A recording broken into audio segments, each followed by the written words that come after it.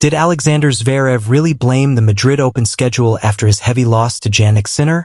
Or is the internet once again turning a simple post-match reflection into a full-blown controversy? That question has been circulating across social media ever since the Madrid Open final, where Sinner delivered a dominant performance that left little room for debate, winning 6-1, 6-2 in what many called one of the most one-sided finals of the season. After the match, Zverev did speak about exhaustion, and that part of his comments is what sparked most of the discussion. He admitted that the physical and mental load of playing multiple late-night matches throughout the week in Madrid had taken a toll on him heading into the final.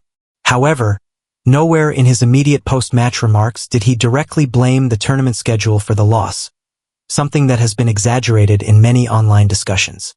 Instead, he was careful to balance his frustration with respect for his opponent, acknowledging that facing Jannik Sinner in any condition is one of the toughest challenges in modern tennis. This is where the confusion began, because fans online started revisiting older clips of Zverev's comments, mixing different moments from different tournaments into one narrative. One particular clip that went viral was actually from Monte Carlo earlier in the clay season, not Madrid, where Zverev had spoken more broadly about Sinner's rise and consistency. But as it often happens in the age of short videos and fast commentary, context was stripped away, and the clip began circulating as if it were a reaction to the Madrid final itself.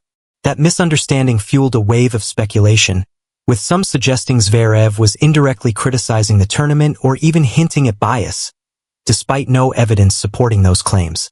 In reality, his actual message after the final was more grounded and reflective.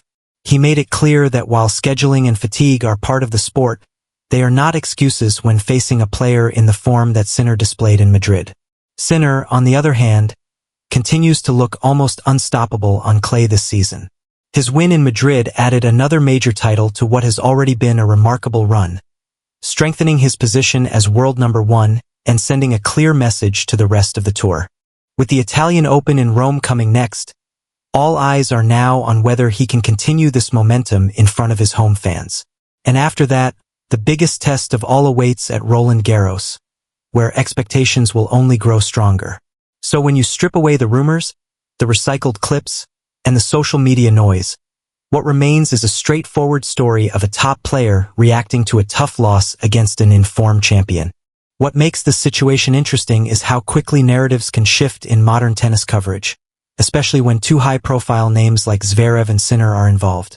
A single post-match comment about fatigue becomes, within hours, a debate about fairness, scheduling, and even respect for tournament organization. But players themselves often see things in a much simpler way than fans do online. For Zverev, the reality of the Madrid final was likely more about running into a red-hot opponent who was executing at an extraordinary level from the first point. Sinner's ability to control rallies, dictate tempo, and stay composed under pressure has been one of the defining stories of his rise to the top. That level of dominance often leaves opponents searching for explanations, but in elite sport, sometimes the simplest explanation is the correct one. Zverev himself has experienced both sides of these situations throughout his career, from big wins to heavy defeats on the biggest stages. That perspective is important when interpreting his comments, because frustration after a loss does not always translate into criticism of conditions or organizers. Meanwhile, the broader ATP Tour continues to push players through a demanding calendar, especially during the clay swing where matches can be physically draining. That context adds another layer to the discussion, but it does not change the fact that Sinner's level in Madrid was exceptional. As fans look ahead, the focus now shifts away from the controversy and back to performance, where both players remain central figures in the clay season narrative. Zverev will be hoping to reset physically and mentally before Rome, where conditions and match rhythm often present a different kind of challenge compared to Madrid. For Sinner, the challenge is different, maintaining peak form while carrying the pressure of being the man everyone is now trying to beat.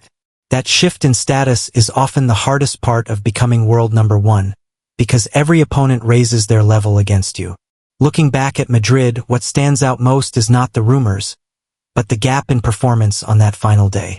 Sinner was simply sharper, faster, and more consistent, while Zverev struggled to find any sustained rhythm.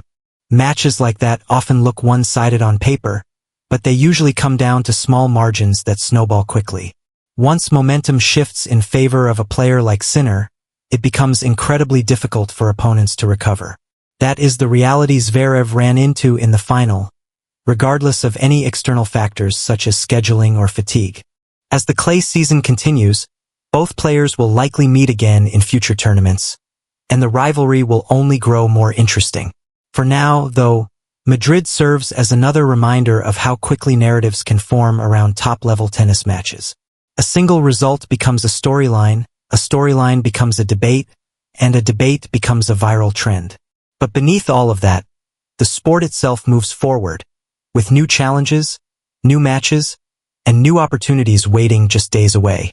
That is especially true for Sinner, whose upcoming appearance in Rome carries emotional weight as well as competitive expectations. Playing in front of a home crowd often adds both energy and pressure, and how he handles that will be closely watched. Zverev, on the other hand, will likely focus on recovery and refining his game before the next major test. If anything, this Madrid storyline highlights the thin line between perception and reality in modern sports coverage. What fans see in clips or headlines is often only a fraction of what players actually say and experience. And in Zverev's case, the real takeaway is not controversy, but acknowledgement of a tough defeat against an informed champion. Sinner's rise continues to reshape expectations on clay, and Madrid was just another chapter in that ongoing story. As we head into Rome and then Roland Garros, the tennis world will be watching closely to see whether anyone can truly challenge his current level, or whether he continues to set a pace that others are still struggling to match. Ultimately, the story from Madrid is less about blame and more about brilliance, less about excuses and more about execution. And maybe the best question now is not what Zverev said, but how both players respond in the weeks ahead. What do you think? Was this just a bad day for Zverev or a sign of Sinner's unstoppable form? Share your thoughts below.